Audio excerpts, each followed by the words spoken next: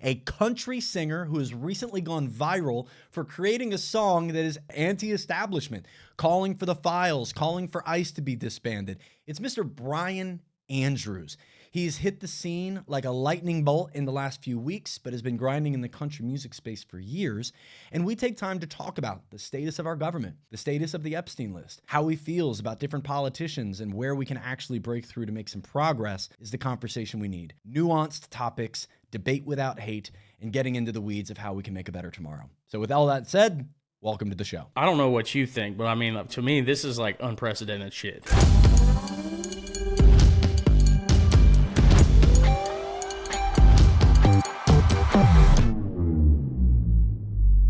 What's happening? Yeah.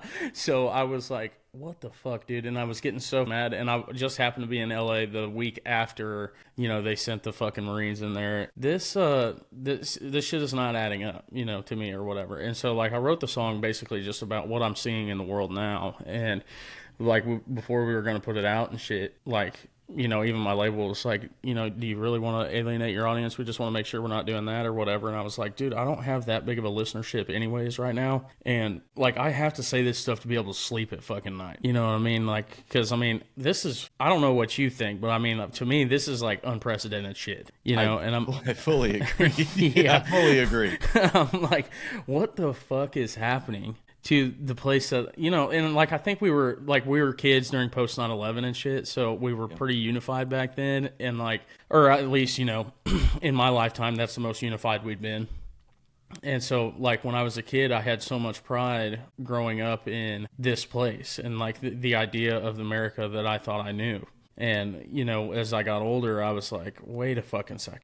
This is getting pretty fucking crazy, and especially during, like, Trump's first campaign. I was like, this is fucking insane. And your music didn't start as, but became, well, probably always was, like an emotional release. Yes. Your place where you can put your creativity and put out a message, guys, in creativity. But now, I agree. It is almost alienating, obviously, when you're getting into politics. You're going to have a sector of people who just simply do not agree. Mm-hmm. But at the same time, from your point, you're not brand new, but you're not, right on Hollywood, or I'm sorry, Broadway in Nashville, getting recognized by every which person yet. So you have time to build your base, and you're choosing to build a base around being on the right side of history. Yeah, exactly, bro. And that's the thing I was saying. It's like, dude, we are trying to pave a new path. Like, I don't want to take the same road that everybody else took, because I mean, you're just fucking being a copycat at that point. And like, no shade to anybody that's doing that or doesn't want to talk about politics or anything, but when I think of music, I think of it being one of the most powerful tools we've ever fucking had.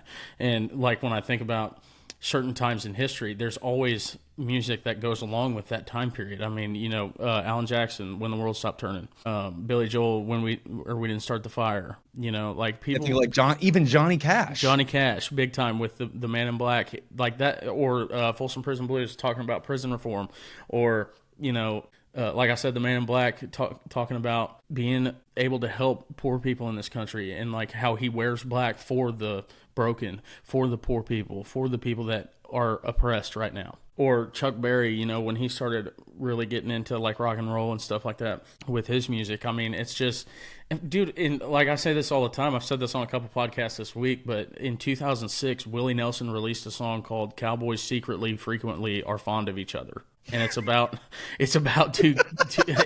how sometimes cowboys in Texas, in this small town, are gay and like to kiss each other, and that's okay.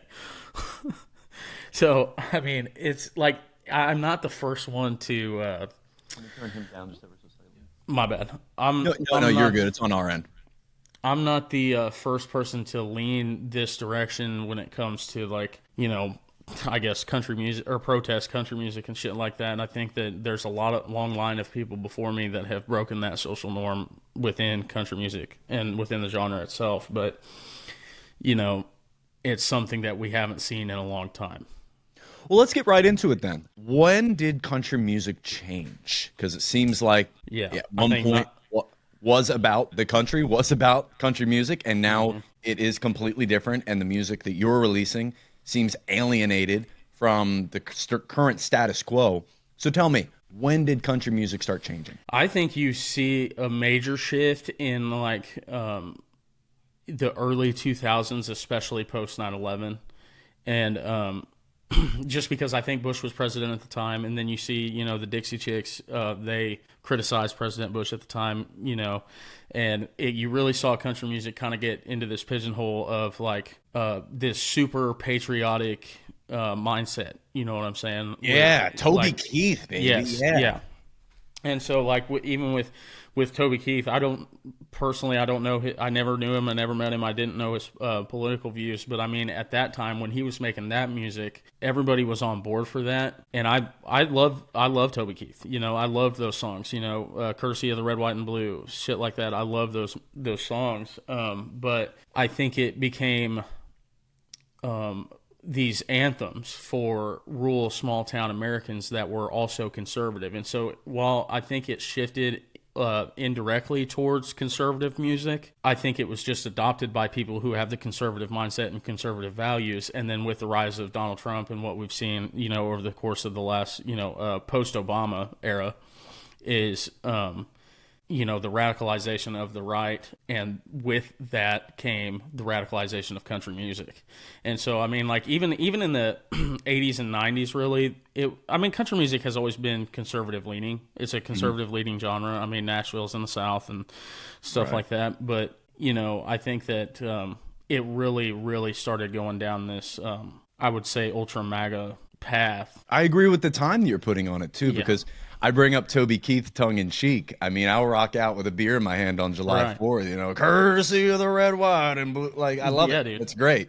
But you look at the timing of it and the messaging behind it, they're war anthems. And it's you're right. They became the calling card songs for small town America. They're war anthems. Yes. We're going to go bomb these people. They don't mess with us. Statue of Liberty shaking its fist. Like, and that is pushing the red side into believing war and America going to war and us being the world's big bad security guard and us giving everyone freedom. Everyone, you need our freedom. Please take it. Is normal, and it just isn't. I mean, like, that's where I'm saying, like, I think that, like, because I love those songs too, like I said, but I think that country music indirectly it just was adopted by people on that side already. And then when Donald Trump came along and really started, and I hate to even say radicalizing, but just like really started pushing into or leaning into the MAGA side of the right, those people were already listening to country music, you know, like that was their genre.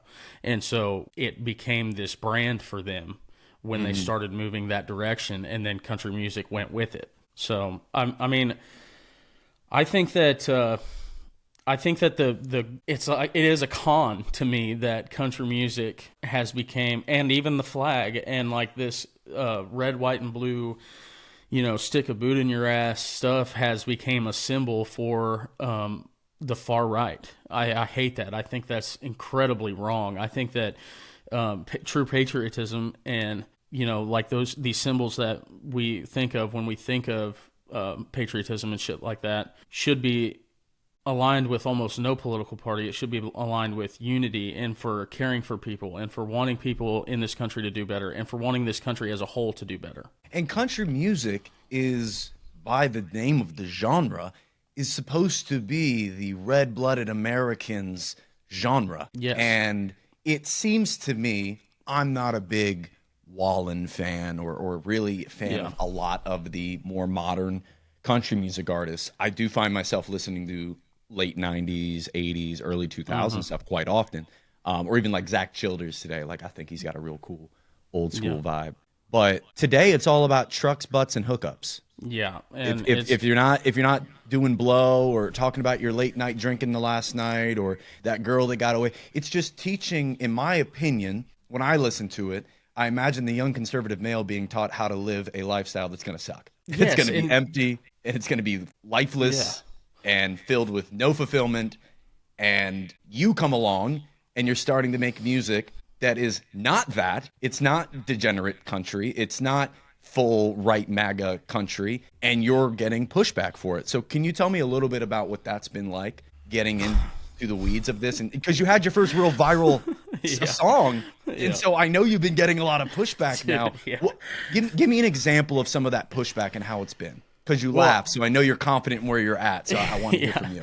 Yeah, I think that I knew, like, I knew before I put the song out that if it did what I thought it could do, that it would just, like, this would be the result. And I knew that I would get some major backlash from it. But I even had proof of concept the week before I released it, because while I had my shit ready to release, and Zach Bryan leaked that part of his song that talked about ICE. And the far right and, like, even country music artists now, like Nate Smith, took that moment to call him out and call him un-American and shit. And so I knew that it was going to get some backlash just seeing that, and I knew if it got in front of enough eyeballs, it was going to go, well, like, when it got put out or whatever. And then I started seeing, like, all the left-wing media, or not even just left-wing media, but national media start picking it up. I knew that it was coming. And so I got on X one day, dude. Oh my God. It was like, I mean, probably 5 or 6 different right-wing accounts with probably 4 or 5 million followers apiece shared that crash out video and just started dragging me, dude. And I was like, okay. So I knew that it was coming or whatever. And I just dragging you for what specifically? Just for making a song about a subject they didn't like? Yes. I mean, so basically calling out Christians for all the anti-Christian shit they do. And I mean, like, that for me, like, that was a big premise of the song, because I mean, one of my favorite lines in the song is, "The older I get, I wish Christians tried to do, or tried to be a little bit more like Jesus." And I think that still rings true, and I don't back away from it at all. I mean, I stand 10 toes down on the things I said, but, like, I knew that it was going to come. I knew that backlash was going to come, but I'm trying to shift country music back to where it was, where it stood up for injustice, not advocate for it, where it stood up for people who are getting railroaded, like farmers and small town folks in rural communities and stuff like that, getting absolutely railroaded by the billionaire class. And I mean, the racial injustice that we see in the world is, I think, just as prevalent now as it was, you know, in the 80s and 90s and early 2000s, like post, you know, maybe not as prevalent, but maybe we have a little bit more of a spotlight on it, but we are demonizing brown people right now. And that's all across the board. Yes, and it's insane to me, and I don't know how anybody can't look at that and see that for what it is. Because I mean, we're talking about like when I see JD Vance get on a press conference at the White House and say something like, "Oh, why does an American citizen have to pay for illegal immigrants at the emergency room?" And I'm like, dude, it is a Googleable fact that you can look up that illegal immigrants at the emergency room make up less than 1% of federal Medicaid spending. Like, Tesla paid $0 in taxes last year. What the fuck are we talking about? And so that to me is like, that is a very distinct, like, if you just follow the money as an everyday American, illegal immigrants are not the reason you're broke. If anything, they pay taxes, like a significant amount, and get none of the benefits. Yeah, like almost $100 billion a year in taxes. Correct. I think it's $92 billion. Yeah. So you're talking about people that really actually help the U.S. taxpayer versus people who find any way to not. Well, when you talk about immigration, it becomes a topic that everybody believes, I think, in one way, shape, or form, that they're knowledgeable on, but none of us have any real say in or true knowledge on. Yeah. We don't understand the lifestyle of someone who's making their way into our country and what's motivating them to do so. We don't understand what they're doing on a day-to-day basis. We don't truly know how many there are. When you buy a home, we don't even monitor whether or not they're a legal citizen. If they have an SSN or a TIN, they can get a mortgage. There's so much we do not know. I think what we do know is too many people were able to illegally enter our country over a 4 or 5 year span. And now we're on the other side of the pendulum, the other side of the extreme. We're now creating a faceless police force with next to no training or or openness about who they are, badge numbers, anything. Insane. That are kidnapping people off the streets. Yes, which is so crazy to me. And I mean, I think that's where like they always say that, you know, like, I get comments like this all the time. It's like, dude, you'll just never see it from our side. And to me, it's like, dude, I don't think you're a shitty person if you want secure borders. And like, I'm not even saying that the migration in the last 4 or 5 years, like you said, was not out of control. What I am saying, though, is what we're doing now is not good. Absolutely. Like, we cannot lead with no love or no compassion for these people. I mean, how would you, like, we're talking about, like, I just read a stat the other day, 70% of the arrests and detainees that they have no prior criminal history. And that's where I still do not understand why people aren't more up in arms about this, because Yes. when we're talking about people who should not be in the country that are committing crimes, which there's a much higher likelihood by capita that I'm going to get punched in the face by a white under 30-year-old born and bred American Yeah. than any brown-skinned individual, legal or not illegal. It's like 4x the chance it's going to be a normal, what we Yes. consider to be a normal American rather than an undocumented immigrant. Right. You get into the taxes and you realize a lot of the headlines aren't really lining up with what's actual with our P&L sheet for our country.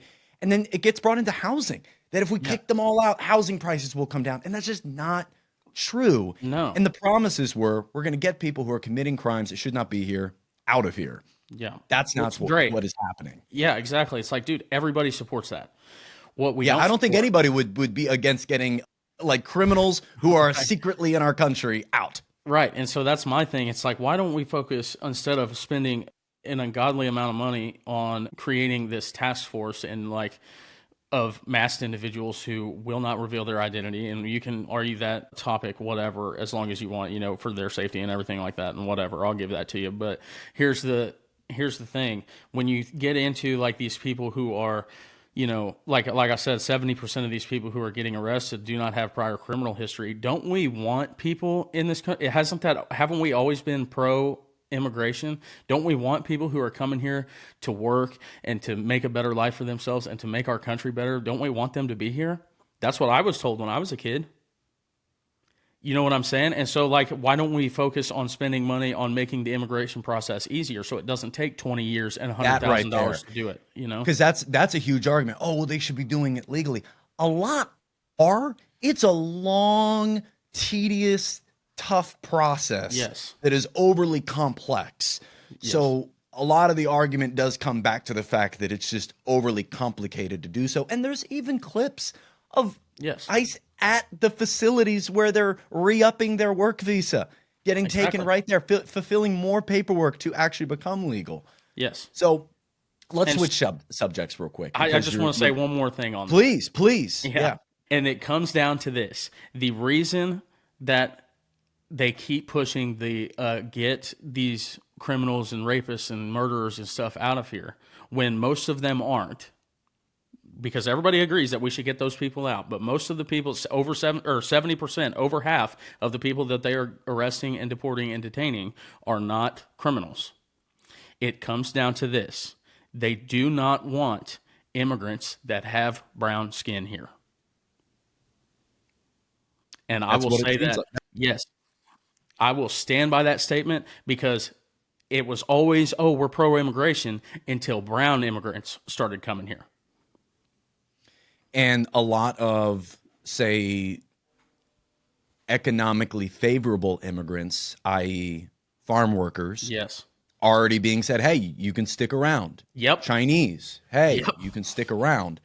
So I don't think it's crazy to say that we are simply pushing people with a skin color we don't foresee as being American out. Bingo. Which is so incredibly Americans sad. Have a lot of topics right now that, like immigration, are being argued about, are being discussed. Is this right? Is it wrong? Are we being lied to? In your viral song, which, by the way, is absolutely fire. Everyone should go stream it. It's very, very... It's a professional song. It sounds like it belongs on the radio. And there's so many people that release music like, oh, listen to my music. And you listen to it and it's like, okay, cool. I love that you did that. But yours is legitimately a really good, well put together song. And a big piece of it is Epstein. Yeah. And the list. Where do you fall, or kind of give me your timeline that you fall into on either your frustration or realization that the Epstein list wasn't making its way to us? Were you somebody who was hoping that Trump was going to do what he was campaigning on, Pam Bondi, Kash Patel, what they were campaigning on for its release? Did you kind of see that as a facade from the get-go? Yeah, I knew it. Kind of walk me through your timeline. I knew it was bullshit, and I mean, a lot of people and they have a valid argument when they say, like they'll get in my comment section and say stuff like, well, Biden didn't release the list, and like, well, I don't know the specifics of it because it wasn't a major. I just don't know. During that 4-year span, I do know Epstein didn't kill himself, and I think that everybody's on the same page with that. But however, like when I look at that, and I'm like, you know what, you're right. They should have had more transparency when it came. The Biden administration should have had more transparency when it came to the Epstein list. However, I think what we're seeing now with like the campaign promises on releasing that stuff and going forth with the transparency or whatever that they so claim to have on, especially on this issue, with Pam Bondi saying it's on my desk right now to review, and then 2 months later saying that there is no Epstein list, it doesn't exist. And then like a week after that, finding out that Pam Bondi and the Department of Justice warned President Trump that he was in the files prior to him saying it was a Democratic hoax and prior to her saying that there was no list. I think this whole thing is one of the largest cover-ups in American history. And it's blatantly obvious. And the fact that some people, they're like, oh, well, Bill Clinton's probably on there. Yeah, probably. I want his ass in prison too if he was. Yeah, and the political side has nothing to do with it for me. Yeah. I don't believe that anybody honestly knows if Trump is on it, but regardless, we know some are on it.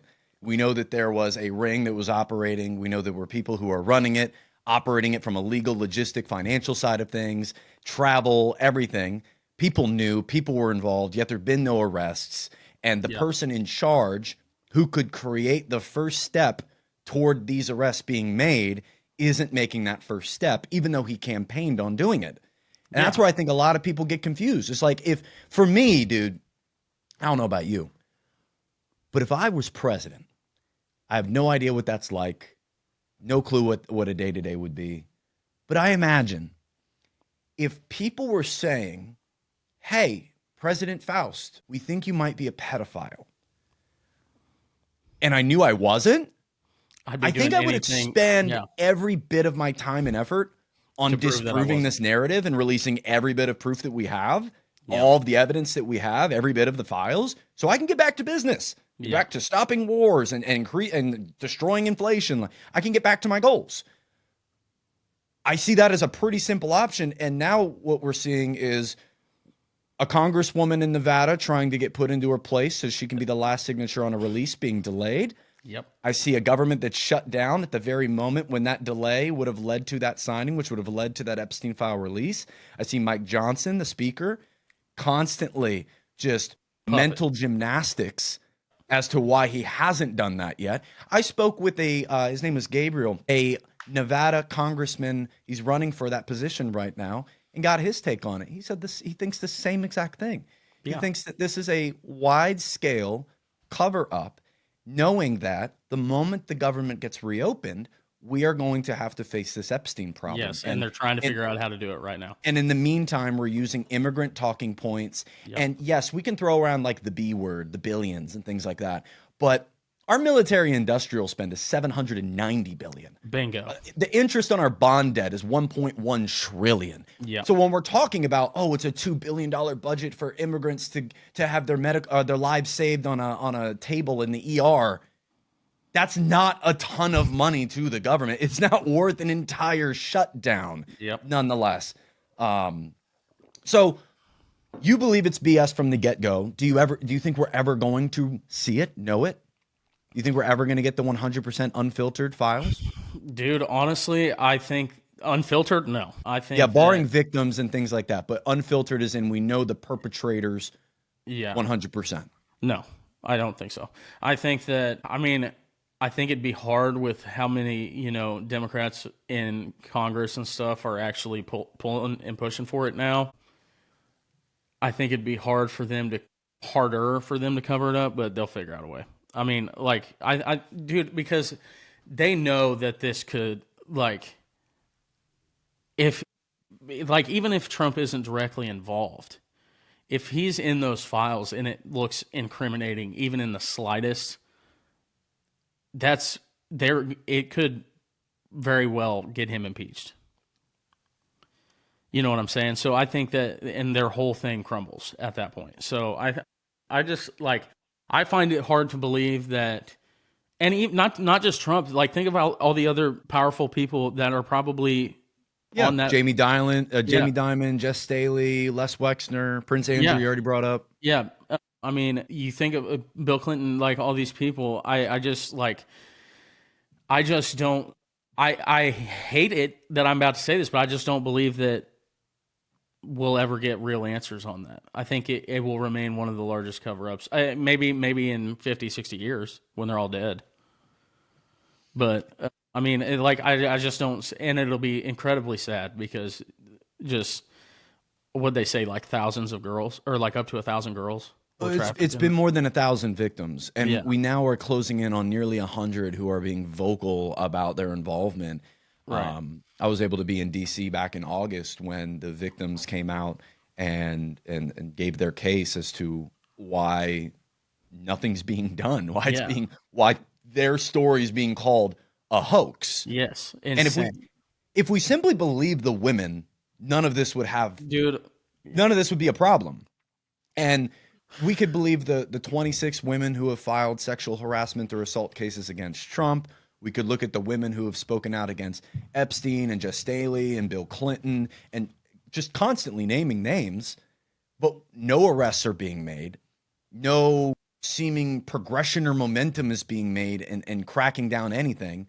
We're being told that Epstein simply had child porn and that was the end of it. That there was videos of children and that's the end of it. And none of that makes sense. No, and that's where I was like, dude, when I watched that last committee hearing or congressional hearing with Kash Patel, and he, they asked him like, hey, are you really telling us that there's no like perpetrators here? Like there's almost 1,000 victims and you're telling me nobody, like we couldn't find anyone?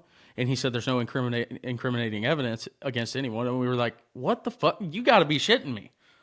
Like either you're lying or two, you are fucking horrible at your job. And I think he's lying. Yes, I do too. I think he's lying. Now, the Kash Patel side, that one for me is also our live just got flagged, so we're not going to be on the For You page anymore. Anyone that's still in here, shout you out. Apparently, we said Epstein one too many times, so let's go ahead and say it. So Israel. So when we're talking about this whole circle of why it's not coming out and who has the information, a lot of it does seem to point back to we are being blackmailed in some way, shape, or form from the top, from another direction. Yeah. Some people will point to a Russia or an Israel or somebody that has enough evidence of wrongdoing from both sides of the aisle to keep political control over us from one way or another, for one shape or form. And that's terrifying to think about. Yeah. That's actually terrifying to think about, that our country is making decisions, both laws and economic decisions, based upon what some courier from another country is blackmailing us to do or not do. Yeah, I mean, there's apparent, like, it's ever more apparent to me now that Israel has a lot more power in our American government than we knew. You know, and it's insane. I get pumped up on this one because this one for me is like, how can not everybody be absolutely livid about this? Yeah, exactly, dude. It's crazy. It's crazy to me to think about like how much like influence in our American government Israel has. It's insane. It's not even just the wars. Like, of course, we're fighting their wars. Like, that's one thing. We're funding their weaponry. Yes. We're funding their education. We're funding their healthcare. Yeah. We're funding the lifestyle where they get to go on their beach and we get to watch them commit a genocide on other people from the other side of the planet, and we're told to defend them. Right. None of that makes sense. As a Bible-believing Christian, being told that my Bible tells me I have to support Bibi Netanyahu. No, the heck it doesn't. Mm-mm. Your Christian nationalism, your European white nationalism that you've turned the Bible into, does not say to do any of this. Christ never said, bomb thy neighbor. Never happened once. Nope. Never said, love my enemy unless they disagree with me. Never said, go commit war if they got your land. Never said any of that. Yeah. And we're living in a world that's seemingly under control from another country that's in a religious war based off our Bible. They don't even believe in Jesus as the Messiah, but they're using that Bible as the reason for the war. Yeah. And on top of it all, our own government is lying to us about why we're there, what we're doing, how our relationship actually works together. AIPAC's funding every politician. Yep. And I just had a conversation yesterday with somebody talking about the Israeli government member who was found in Vegas trying to get with a kid, and then he's back in Israel. Yep. No other country would get that right. Yeah. I mean, None like, other. it's like, I think about it all the time. I mean, I'm like, because I'm like, wait a second. Like, when I think about AIPAC and stuff like that, I'm like, there is so many politicians on both sides that are taking money from these people. And I think you're starting to see this trend now where politicians are saying, like, not only am I not going to take it, but if I have ever taken it, I'm going to return your money. Mm-hmm. And so, I mean, I think that's a positive, but yeah, dude, like this, yeah, right. Like this whole fucking, like, because I don't think it's ever been this apparent to the public. And I think that, like, with social media and everything, and how many podcasts and how many, how many platforms there are out there, the governments are really starting to realize, like, oh shit, the American people have a lot more access to information than they've ever had. You know what I'm saying? So I think they're getting, like, all this shit is just getting harder and harder to hide for our government and foreign governments. And so I think that you're going to see, like, politics change quite a bit in the coming, 10 to 20 years. I wish it was now. I agree. Yeah. Can I give you a thought, and I want to get yours on it real quick? Mm-hmm. So I've been very interested, though I don't live there. I've just been very interested in the dynamic of Mamdani over in New York. I do not support his policies. I do not. And frankly, if anybody were to walk through his policies with a fine-tooth comb, it's going to be hard to argue for him. There's a lot of very radical line items in his policy. But let's be clear.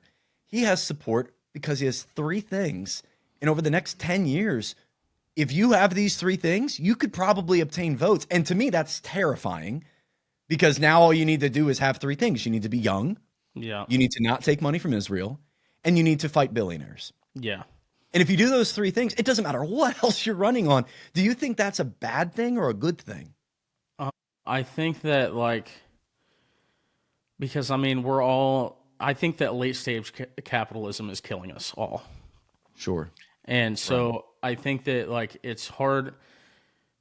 Like, I'm not a socialist, but I do believe in socialist policy to some extent. You know what I'm saying? Like with healthcare or, like farm subsidies and stuff like that. And I do not think that, like, since 2000, I read a statistic the other day, since 2010, billionaires and CEOs' profits have gone up 121%, while the average worker, 90% of the average working class, has only seen a wage increase of 28% since 2010, which is astronomically insane to me, because it's proving the fact that these billionaires are literally getting rich and rich and rich off of work that they are not doing.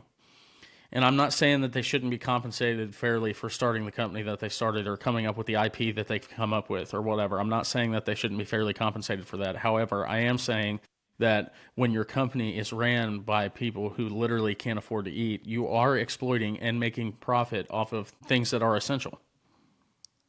The average worker, the labor, the product that you created that somebody probably needs to, like big pharma. You think about, like, insulin. And I mean, we've seen a lot of policy on insulin in the last, 8 years, which is great. I think Trump took a lot of credit for Biden's policy on that, but whatever. It's still a good thing that insulin's capped at $35 a month or whatever. But I mean, you look at some of these things that people need to survive, and we're charging everyday Americans $700 a month for medication that they need to live. I mean, like, this is where it's hard for me to not support someone who is going to not attack, but make sure that billionaires are paying their fair share. And that's where I love Mamdani. I just don't think he's going about it a way that's going to be sustainable to be able to get the money from the billionaires. That's where I have the issue of, I don't think, because of course, this is also something that hasn't really been done before. Right. So I think that it's going to take more than just one individual to take down that beast. And it's not that I dislike, or there's some people who are like, oh, he's going to implement Sharia law. Like, Yeah. what? Like, No. he's using this technique to lie to you. I don't think any of that. No, I that's think pure racism. yeah, 100%. I think it's concerning, and this isn't an attack on Mamdani. It's concerning to me that all it takes is one of those three things lining up, and all of a sudden you can run and probably win based off of whatever other policies you have. I don't agree with turning everything into a government owned, like the grocery store things. Like the person's taxes are going to pay for anything that's inevitably free. Right. And when we're talking about getting police force lowered down in areas that are already high crime, I think, again, it takes a coalition of individuals, smart-minded individuals together to come up with new ideas that are not necessarily anti-capitalism, but alter the capitalistic world we're living in, because we're in a neoliberal, macro corporate favoring capitalistic system. Yes, and it's just not sustainable. We are not in a world where you just said it, it's sustainable. Yeah. So we do have to bring in more socialistic leaning, Marxist leaning, communistic leaning items to keep people alive. Yes. When you call 911, someone answers and comes to your house. They don't charge you a fee afterwards. Yeah. That's not capitalism. Yeah, exactly. But yet we do it for some of the most baseline things in our life. We don't do it for food and shelter and insurance and healthcare, but we do it for some items. Why can't we do it for more? Right. So I want to get back to your music real quick. What's next for you right now? Are you planning the next album? Are you hoping for a deeper dive with more songs that are like the style of the one you just did? Or is that going to be kind of a one-off for you? No, it's definitely not going to be a one-off. I mean, I'm writing a lot right now, and I think that I'll always continue to write about the world that I see around me. And I'll always use music as a way to stand up to injustice. I think the plan now is to just keep releasing singles, but I think that the next song, I haven't said it publicly yet, but I mean, it's a real, it's a country damn song. You know what I'm saying? There you go, dog. I love that. And I think the main reasoning I want to put it out next is because I'm seeing so much of this backlash, like, oh, you're not a country artist. You don't stand up for country folks. You're anti-American, all this, blah, blah, blah. And it's almost going to be like my troll to that side of country music, because we are paving a new path. And when I think about the this song and all the people that have seen the content around it and everything like that are now saying and sending me messages saying I swore off country music, or I never listen to country anymore, country isn't my style, or I quit listening to country because of the artists in it, or, because of the politics in it and all this, blah, blah, blah. When I think about all the people who are coming back to this genre to listen to music like this, I think that's a win. That's a major win. I mean, for me, if I was never going to fit, I realized a long time ago that I was never going to make it in their version of country music, because I just couldn't. It wasn't. And our version of country music today, I'll say it again, and this is my boom. I feel like this is my most old man take around music. I turn on the radio and it's nothing but sex, drinking, drugs, hookups, breakups, nothing that's beneficial. Right. And nothing at all. Yeah. From Morgan Wallen to Sabrina Carpenter to everywhere down the line. You look at hip hop music, you look at pop music, you look at country music. It's just all the same. And I have such a boomer take of thinking when did the music change? Right. When did the music change? It just has no depth. Like it's filling a narrative now. Yes, it has no depth. And that's where I'm saying, I'm not saying that a good party song ain't cool here and there. I'll 100%. 100%. But the brain is picking up so much at all times at a subconscious level. And just a 30-minute ride, listening in the background to 7 random pop songs or 7 random country songs, your brain's getting filled with a bunch of mush. Yeah, exactly, dude. And I think that's it's just this no depth. And that's why you see so many boring fucking people nowadays. It's because not only music, but the content we consume and shit like that is just so meaningless. It has no, there's no like you said, there's no benefit. I want to make music that people, listen to in their car at 3 a.m. when they need something to hold on to, or, music that, like I said, stands up to injustice, or, makes people feel real emotion. Because we get 2 to 3 minutes to sit inside you with your car and make you feel an emotion. And the more deeply I can make you feel, the better I think the song is. And so for me, like that's always my main goal: real music for real people. And so, like even like I said, with bringing people back to country music and stuff, I think that's a major win for me. And it's like I don't understand where music, like especially in the country genre. That's why I said I was never going to fit in their genre, because I was never going to make music that stepped on people, and I was never going to make music that you know, was just meaningless. I was never gonna do that. I was, like I said, I'm not saying that your average, you know, party song or whatever isn't cool to make here and there. I've definitely written some myself, and I'll probably put some out, ones that I like a lot, you know, stuff like that. But I mean, when it really comes down to it, I don't want my whole discography to be filled with fucking meaningless Bro pop country. yeah, just meaningless lyrics. And like I want people to be able to look back on my music and say that meant something back then. You know what I'm saying? So I do. yeah, that's where with this song, like I'm incredibly proud of this song. And you know, the guys that I wrote part of the song with and that produced this song, they were, you know, I remember writing it and sitting in the studio that day when they were making the music for it, and it was just this, you know, we were all on the same page, we were all clicking that day, and we just had the same equal mindset of like, let's do something that matters. And I think this song does matter in a major way. Well, if anything, you're going to go down on the right side of history. Yeah, yeah, At and the, that's another thing too, dude. It's like I say this all the time, but I mean, in 40 and 50 years, I don't want my grandkids to wonder what side of history I was on when they read about this shit in history books. Amen. I mean, I can't, I don't know, dude. And I obviously the other side thinks that they are, but I don't know how, like, it's just like with the food stamp thing we're about to see and the SNAP benefits lapse. Like, I don't know how you consider yourself a Christian or consider yourself on the right side of history when you advocate for poor people not being able to eat and starving children. And that part, I don't want to get into tinfoil territory, but statistically, we know crime is not based off of gender. It's not based off of age. It's not based off immigration status. It's not based off of race. It's based off poverty. If you have less money, you're at a much higher likelihood to commit crime. If your stomach is empty, if your kids aren't getting water, if you can't get them, like that's when crime happens. Yep, bingo. And when we are removing the baseline items, the life providing items for the very people who are on that line already, they're on that poverty line, and we're keeping them afloat, we are going to see more crime. Yes, absolutely. And a country has never been able to survive starving its people. No. And when we look at where our crime already is, we see that they're using the National Guard.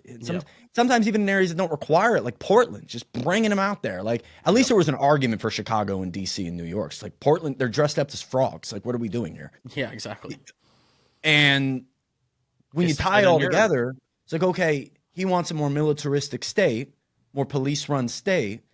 He's also removing the lifeline for the impoverished, and we know impoverished people commit more crimes. Yep. It seems like we're creating a police state. Well, I'm gonna make a video on this later this week. I've already wrote it out and everything. But you know, like my question is to all these people who are watching, you know, these videos of ICE agents kidnapping people outside of courthouses and ripping them away from their families and don't say a fucking word. You gonna keep that same energy when you see a mother of four stealing stuff at the grocery store, sneaking shit in her purse? You gonna say something then, or are you gonna keep that same energy? Keep your fucking mouth shut. You know what I'm saying? And I think it's incredibly sad that in 2025 we have to say stuff like that. In 2025, I think a lot more people are realizing these issues are just more apparent today. Yeah, for sure. They've always existed. Right? Yeah. That I've had that conversation more times than I can count in the last month of why more people don't wake up to what's going on. Because it's not like a blue versus red thing. It's just like understanding history. And we were lied to there. Okay, we were lied to there. Oh, we were lied to. So what's to say we're not being lied to now? And then with social media and independent journalists like the James Lees, Ian Carrolls of the world that are, in real time documenting and fact checking, we have a better sense of what's going on quicker. Yeah. Like I think we know more about Charlie Kirk now than we knew about JFK after 20 years. Oh, for sure. Yeah. So we're more aligned with the fact that we're being lied to. But it's like I had this conversation with my dad. We're just arguing about which side is lying to you at this point. Yeah. And a lot would argue, and I would lean on the side of it's two sides of the same coin. They're both lying to you. In a lot of ways. Because you have to admit, as a human, as an American human, in order to open your eyes, quote unquote, it's kind of a corny phrase. I think it's overused now. But in order for that to happen, you have to come to grips with understanding a lot of what you've identified with as an American, a lot of what revolves around your personality, your religion, your political affiliation, the sports team you follow, the celebrity. A lot of it's BS. Yeah. Most all of it, like down to the dollar, it's fiat, means fake. Yeah. Like, I mean, you pick anything and some human invented it and said, this is the way we're going to do it. Yep. And some person in power said, well, we're going to do this to accumulate more money and power. And we've just been going with it and going with it and going with it. And it's a very nihilistic, I think, at first viewpoint when you come to that point in your life where you're like, oh my God, wait a minute. All of this is fake. We've been getting lied to. It's very tough to I remember I had like a 3-week span where I was like, what am I doing? Like, what's that? I went to Afghanistan. I'm a red-blooded American. I hate this. Yeah. But then there's the other side of it. And this is where I think people like you, creating the music you're creating the content you're creating, pushing the message you're pushing, is helping more people to see what's going on and begin that process. I had somebody ask me the other day, like just a genuine question, and we disagree politically so much, but he was like, just a genuine question. Do you see yourself, like where do you see your career going? Like, do you want to be a politician or do you want to be a artist? And I was like, I think I'm doing exactly what I'm supposed to be doing right now. I think with the platform that I have and the music that I make, calling, I guess, at this moment is to make music and to make content and to use my platform to open people's eyes to some of the things that we're seeing. Amen. And I think that like that itself is, I like definitely don't rule anything out, but I think that itself is pretty powerful because I think that the content we make and the content and the music that we make just as social everyday Americans influences future politicians. Yes. So like, I think that because we as creators are actively maneuvering and altering the country's sentiment at scale. And the politicians have to react to that sentiment. So yes, exactly. So I think that like my job right now, I think, is to be loud about these things because, the Democratic leaders that I see are not loud enough, and I think that like I said, I always say I lean left because, I see farmers getting taken advantage of, especially in this administration. I see poor folks not being able to eat, especially in this administration. And I think for me, that's where, it's my job to highlight the injustice that we see right now and try to get people to understand that we were not born to just pay bills and die. You know what I'm saying? We were born to live, to make a difference in this world and to leave it better than we found it. Because I look around at my friends who have started their own families and have small children now. And I think about the world that they're going to have to grow up in, and it breaks my fucking heart. And I don't want that for them. I don't think any parent who does have a child and truly loves them and wants what's best for them, I don't think they want that either. And so I think that for me, it's harder not to say something than it is to say something. And like I've seen a lot of people reach out to me and stuff and say, just thank you for being so brave and thank you for, speaking out and using your platform. And while I recognize that my voice could go further than most because of the platform I have, it's incredibly easier for me to speak out and say the things that I say when I'm a straight white guy who is not on the receiving end of rhetoric like this administration uses or not on the receiving end of policy that this administration makes. So for them, and those people still speak out. those people still get in the streets and protest. If they can do it, then I can do it.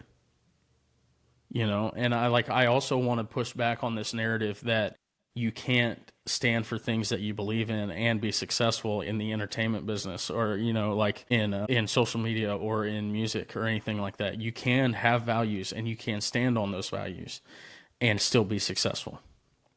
You may not get all the, you know, $100,000 brand deals that Alex Earl's getting, but you're making a difference. And I'm not taking away from creators and musicians that just stick to their music or whatever. You know, it's your choice and you use your platform that you built however you want to. But I think it'd be a crying damn shame for me to go out and sing songs to people every night who I know are getting railroaded and not stand up for them. And that's a easy path for this degenerate music to go down when they know that the average person listening to it is downtrodden, struggling, looking for release, looking for some place where they can ease themselves. And when you're screaming about hooking up and alcohol and every last thing that's going to lead you down a path that's not going to be fulfilling and definitely not going to create lasting change, again, that's my conspiracy brain goes to in music. Well, I mean, it's true. It's sad. So you said, you were asked, okay, are you going to be an artist or are you going to go into politics? And you say, I'm going to stay in my lane of being able to push a message out through my best talent, through the writing and singing of music. So let's talk about that. What's your next step as a musician? Hopefully touring. I think that's the biggest. I think that social media is great, and I think that it can go very far, obviously, like we've seen, but I think making those real life connections with people in real time, especially with people that disagree with you on some things, is extra important, because I think that's how people's hearts and souls really are changed, not through a screen, but through personal real time connection. Yeah. And so for me, getting to go out and play these songs and stuff, like play songs like this one to people who actually, you know, enjoy it and need to listen to it.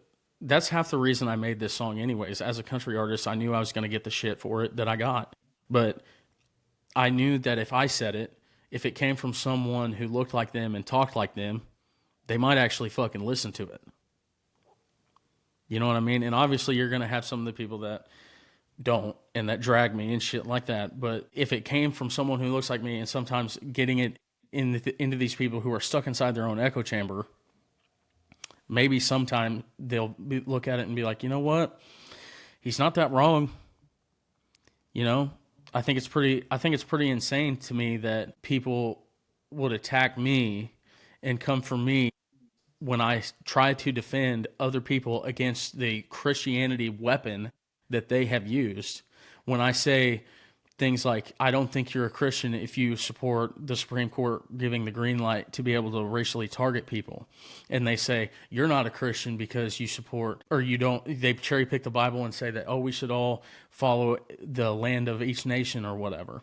And they call me, and they call me unchristian for that, but then they go sit in a Sunday church service, leave that church service, go eat lunch at the local Mexican restaurant in my small town, and then come home from that lunch and talk about how they love Jesus and everything all morning long, and then hop into a Fox News article comment section and say, I like my country like I like my tea.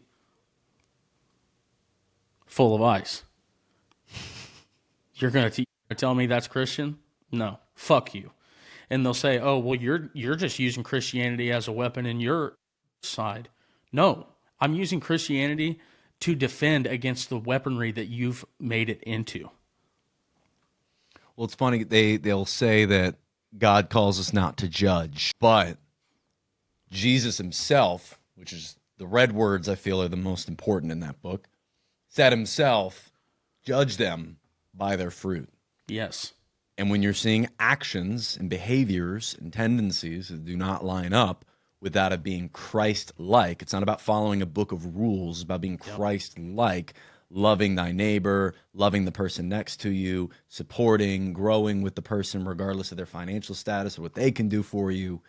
And when you're not seeing that, you're calling them out for it. You're doing exactly what Jesus said to do, while also having the fruit to back it yourself, because you're fighting for the person who doesn't have as much as you. You're trying to give back with your talent to the people that feel like they're not being heard. That to me is showing the fruit. Yeah, So, I mean, not only that, but just advocating for policy and for politicians that actually want to see people be able to afford their health care or be able to eat, dude.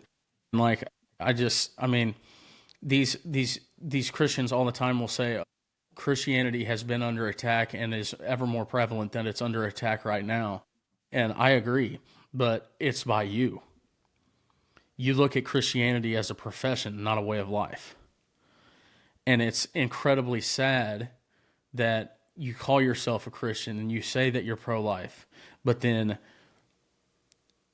advocate and support politicians who continuously vote to cut social programs that benefit poor folks that can't afford health insurance or food. And I think we're seeing it now.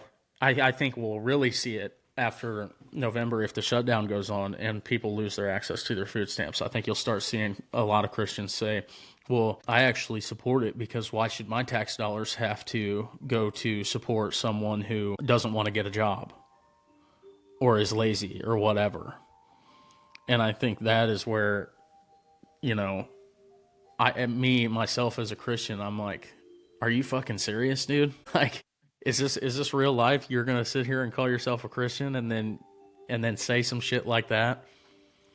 And it's just insane to me, dude. And when I think about that, and like, because I do second guess sometimes like the thing, and I want to make sure that I'm coming across the right way, and I know that I get heated sometimes and overtly loud and things like that. But it's somebody's got to make you look in the fucking mirror. Somebody had to say it, you know what I'm saying? And it's just fucking incredibly sad that I see that so much and then get told I'm attacking Christians. Like, bullshit, dude. I'm trying to get you to realize that what you're doing is horrific. Horrific. I mean, it is at bare bones incredibly, incredibly inhumane. That's a good word for it. And so, I mean, it's just, I don't know. I get to rambling on this stuff because it's hard for me. Like, I feel conflicted sometimes calling myself a Christian because I know that when people think of Christians in this country and they think of Christians around the world, they'll think of the hate they give. They'll think of them. No hate first. like Christian love. See, I was just about to say, you hear that all the time, and it's because there's fucking truth in it. And it's incredibly sad to me that there is truth in that statement. And I'm by no means a perfect Christian. I don't claim to be. I do things I shouldn't do, and I say things I shouldn't say all the time. But, like, when we're talking about mass scale, black or white, you should be on one side or the other of this issue, and you choose to be on that side. Don't look at me and tell me you're a fucking Christian. Well, most Christians don't even read the Bible. Bingo.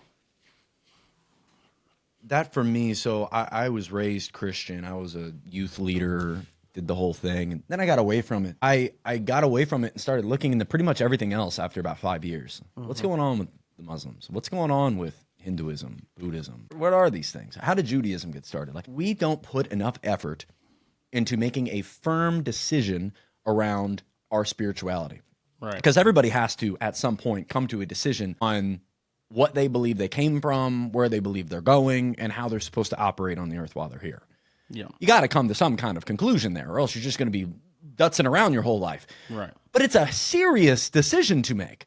You're putting your trust in some ancient text written by over 50 different people in 66 books, melded together in the 300 AD for Roman government control. And this is the same book we have in the 1913 was rewritten by the Rothschild family in the Schofield Bible. All that to be said, now we have a country where our entire power dynamic is based around these Judeo-Christian values to keep control over people. Yes, that's it, dude. It's just for control. And when we think about immigration, when we think about homosexuality, when we think about a lot of the topics that get brought up in American Christianity, Jesus didn't talk about those things. Not even once. Doesn't even mention them, dog. He doesn't mention being gay at any point in his entire walk. Not saying that the rest of the Bible doesn't mention it, but for there to be 3 mentions of homosexuality and over 400 of heterosexual sin, the Yeah. same exact people who are like, I can't hang out with you, I'm gay, like beat off more than they should, or cheat on their wife, or do whatever. This is the same exact people that are touching kids in a church will be like, you can't be here because you like men. Bingo, What? dude. Yeah. It's Jesus as a character who lived on this planet, as just a human who lived on this planet. His teachings of loving the neighbor and not pursuing wealth accumulation and instead pursuing human connection is what he talked about. Yep. He did not talk about following some crazy set of rules or you're going to be damned. It's just love your neighbor. This is the law that takes all the laws into itself. Love thy neighbor. Yep. And if we just started doing that, like we don't have to be Christians. Yeah. Just oh, love the person you're next to, Right. assume the best in them, talk to them without judgment, walk into situations without prejudice, and we're just going to start having better conversations. Yeah. I don't think you and I have all the answers. No. But the answers can be found through genuine conversation. And it seems Right. like all conversations these days around answers are jaded in political bias, religious bias, racial bias, and we don't get to an answer, we get into an argument. Yes. And that's why I get so excited about your style of music and putting out music that isn't meant to deter somebody from living a fulfilling life, but open their eyes toward one and opening their eyes toward humanity. And if that spreads, we might get a better world for the next generation. Because I don't know about you, I got a daughter, and I worry about that. I worry about the next generation big time. Absolutely, dude. I think that you worded it perfectly. It's like trying to get people to understand that their experience is not everyone else's, but you should still consider everyone else's different experience. Mm-hmm. You know what I'm saying? Like, I think that's where small town America is flawed. And because they think of, these world issues and stuff like that, honestly, not very often, but when they do, they think of it and think to themselves like, well, how is it that bad for them? It's not that bad for me. Someone just commented too on the live, and I want to shout it out. Jeff said, loving someone would be telling them they're in sin. I completely disagree. Yeah. I completely disagree. I think the Bible is more specific with bringing this person in the community with you and loving them regardless of their lifestyle. Because guess what? You're in sin too. Yep. Right? Like nobody thinks perfectly. Heart isn't a perfect place. Just goes 100% pure. Like there's going to be something that you're living in that you have as a vice or you have as a guilt. And to call somebody out, especially upon first meeting of them out of love for their sin, that's not going to bring them in. No. It's really not. It's going to do the exact opposite. And that's where I think the no hate like Christian love comes in. Like you can't have one conversation with me without telling me I can't come to Jesus because I like wieners. Like that's dumb. It's insane. Or someone's on drugs or someone's in a bad relationship or something. Whatever it is, we're all jacked up. So I can't get the let me call them out on their sin and that's love because Jesus never talked about that. But no, I got one more subject matter that I want to dig into, and that's just more future. Mm-hmm. Where do you think the future of our country is going right now? Right now, at this moment, authoritarian. I truly believe that. I mean, like, explain why. I'm asking you to explain why you think that. Because real quick. The reason being, I'm asking that because I don't disagree, but there are a lot of, especially just left-wing content creators that yell that, but then when asked the specifics of how that's happening, it's kind of a whitewashed answer. So.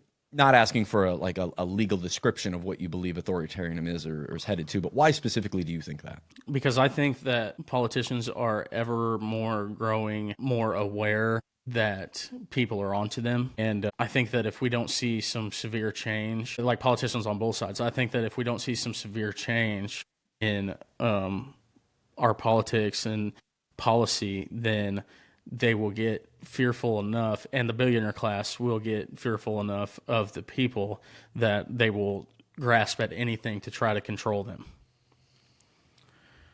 That's a great answer. So let me follow up with that. Do you think then, and this is a complex question, I'm not expecting a straight answer. Do you think then there's a bit of a catch-22 of being an advocate? If advocacy around what's going on and like authoritarianism being on the brink, or whatever issue you want to, be vocal about, if enough people begin to be vocal enough that billionaires and the leading classes, the elites, believe that actual change could come from it. And what you're saying is that will be their leading indicator to have more authoritarian policy put in place. Do you think that what's happening right now, the normal everyday person speaking out louder, something me and you do you think we could actually be speeding that up and hurting the problem? I think we could be speeding it up, yes, but I also think that we could be influencing the future politicians of this country, and hopefully they can, from the inside, stop it before it starts. You know what I'm saying? And so, like, I think that when I think about that, yeah, I think it's hard to come for billionaires. I really do, because they have bought everything, including the influence of politicians and policy. And probably the most thing that they've bought. But I do think that you'll start seeing, like we're already seeing it with APAC, right? And if enough people start to realize that, because like politicians aren't taking money from them, if enough people start to realize that billionaires are the reason we're all broke and struggling, then we'll start to see politicians campaign on making them pay their fair share and, giving control back to the consumer, and stuff like that, which also, I think about that and I think about like, well, that is contingent on free and fair elections, which, I don't think that we're going to see. Like, I don't know. It's hard for me to, that's why I said up front, it's a tough question. Yeah. It's hard for me to it's hard for me to wrap my head around the fact that we might not have free and fair elections for the, in the coming or near future. But, half of the right who supports Donald Trump already thinks that we don't have free and fair elections because of 2020. Yeah. And so I don't think that, I think it was a free and fair election. I think that's a crock of shit that Donald Trump has come up with to lay the groundwork for if he needs a plan to rig elections. But because we saw, dude, he made a Truth Social post yesterday. Like, he wins in 2024 and calls that a free and fair election. And then yesterday makes that, or maybe a couple days ago, I don't know when it was, but makes a Truth Social post about how the 2020 election was rigged again. And I'm like, dude, like everybody can see what you're doing. You're laying the groundwork for being able to declare a national emergency on elections and then have the federal government take control of them. Now that is territory that my brain just refuses to go into and think deeply about, because it's scary, dude. And like, that's one of those things where at that point it would be like shaking people by the shoulders, be like, what are you doing watching this take place? Yes, dude. And like, I think that we're obviously not there yet, and I'm not fear mongering or anything. I don't think that he could be successful in doing that. You would hope. Yeah, because just like you said, I think that if he decided to say, the federal government needs to take control of elections in every state, I think you would see the right split in half immediately. I think some of the right is even like not supporting this administration over the Epstein stuff and over, what we're seeing happen with farmers and stuff with the soybean market and the cattle market that's about to take a hit because he's importing Argentine beef. So I think that you'll start to see him lose traction in the coming years. I mean, you see the Steve, like, here's the thing. We all say that, or like I get called a fearmonger all the time for saying shit like that.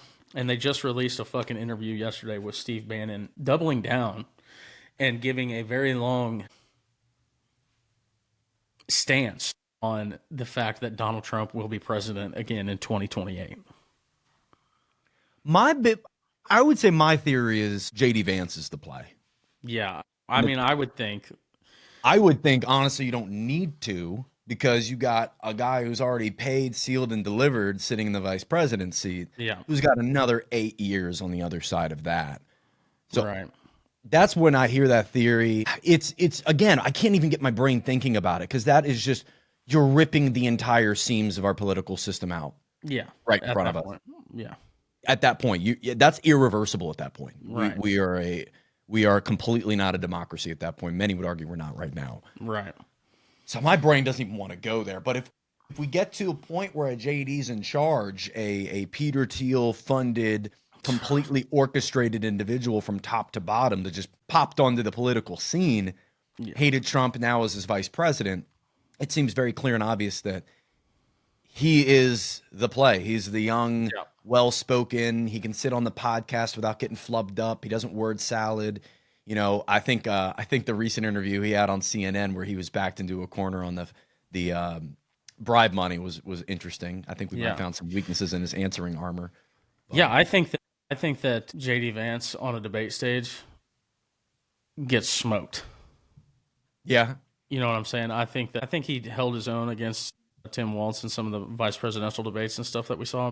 Tim Walz wasn't much of a competition. What just a chill old dude. Yeah, and I mean, like, that's what I'm saying. Like, I actually really liked Tim Walz, but I think that, like, when he gets to the people that are gonna just straight up call him out on his bullshit, you know, like using the rhetoric that Donald Trump has used for the last 12 years, or, you know, however long, I think he's going to have met his match then. Because, I mean, you're already starting to see some of his arguments fall apart. The everyday American can look at him and be like, dude, you're full of shit.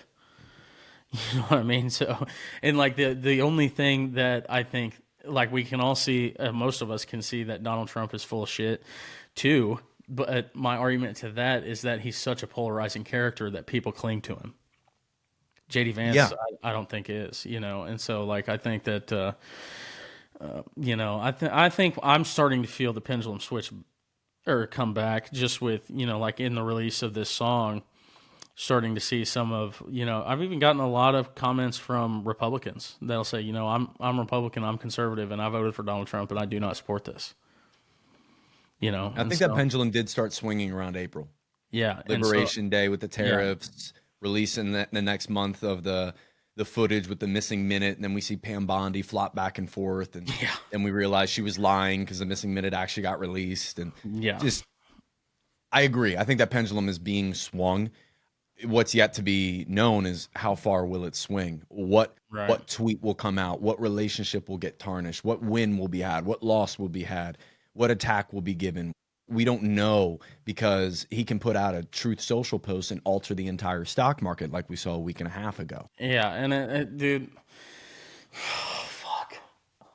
It's like seeing fucking just the blatant shit and like wondering how the fuck people don't pick up on it. You know what I mean? Like shit like that. Or like when he was standing in the Oval Office after the stock market crashed the first time after he did Liberation Day, and then he lifted all those tariffs on Monday or whatever, and he was standing in the Oval Office and he looked at, I think it was Charles Schwab, and he was like, he made a fuck ton of money. You know? And we're like, bro, this motherfucker is standing in the Oval Office bragging about how much money he's making his billionaire buddies. And y'all are still fucking not seeing this? Trump's one of the largest holders of Bitcoin in America now. Dude, I had somebody tell me the other day that I wasn't Christian for the things that I said in that video.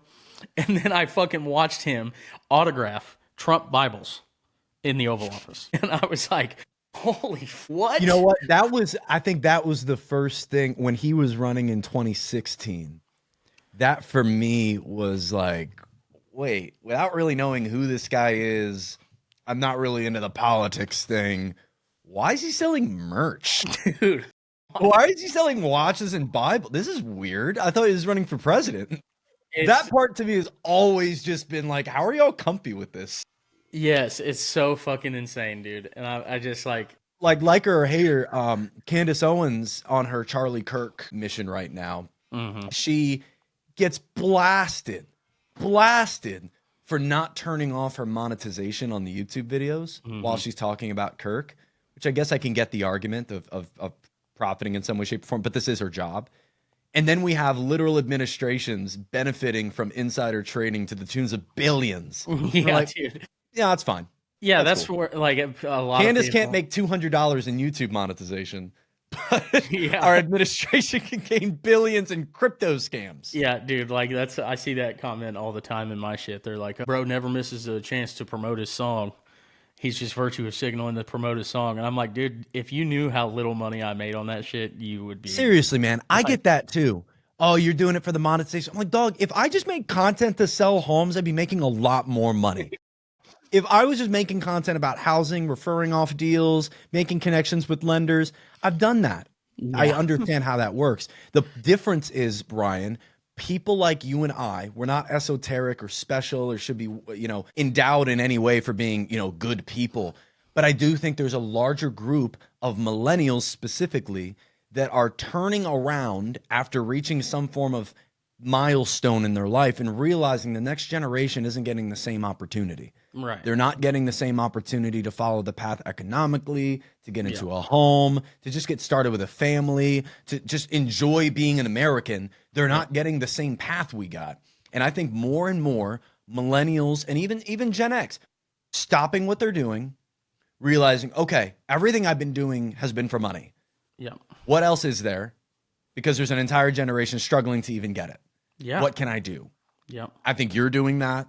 I think people like James, Ian, even Candace are doing that because they're taking independent time to bring information, whether it's because they're great information gatherers or because they have connections or because they have an expertise in a field or they're an incredible artist. They're taking their skill set and giving it to the people and allowing it to better the people. And I love that, dude. And advocating for the people. Yes. Yes. Yes. In a position where you could very easily simply monetize it exclusively and make a lot more if you focus specifically on creating that pop party country song that's going to get played at all the frat houses. You could focus your time and energy on that and get more streams, but you're not. Yeah. And I applaud you for that. Well, I appreciate it big time, dude. It's fucking definitely, I don't know. I say it all the time. I've said it before, in a couple podcasts this week. I've said it in this one. It's fucking, it could be, I have to say this stuff to sleep. Like I have to, dude. I can't fucking, I can't imagine waking up in 50 years and my grandkids looking back on this time period and saying, what did you do? And being able and having to look at them and say, not a fucking thing. I sold some music. Yeah. And dude, I just couldn't, I can't fathom that reality. So. Well, brother, with a reality in front of us that seems a bit dimmer, but obviously pushing for advocacy around these issues so that we can bring a better light, a better future for not only us, but future generations. This has been a lovely conversation. Yeah, I want to lead people off with, where can people follow you and connect with you?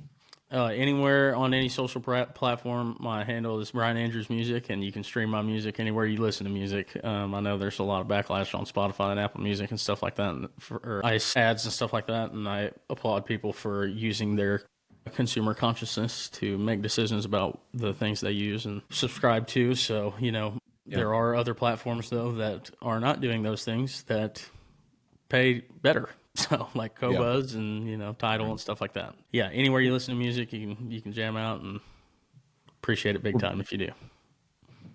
Well, I will, and I hope everyone else does as well. I'm going to have you stick around if you can for about 5 minutes. I want to give the opportunity, if you're listening on TikTok right now, this is going out on Spotify, YouTube, and Apple, but we're doing all conversations live as they happen on TikTok. So if you want to go to the profile, hit the bell, you'll know when we're going live. I want to give the opportunity for, if you're in the chat, to ask some questions of Bryan. So we'll take about 5 minutes for Q&A.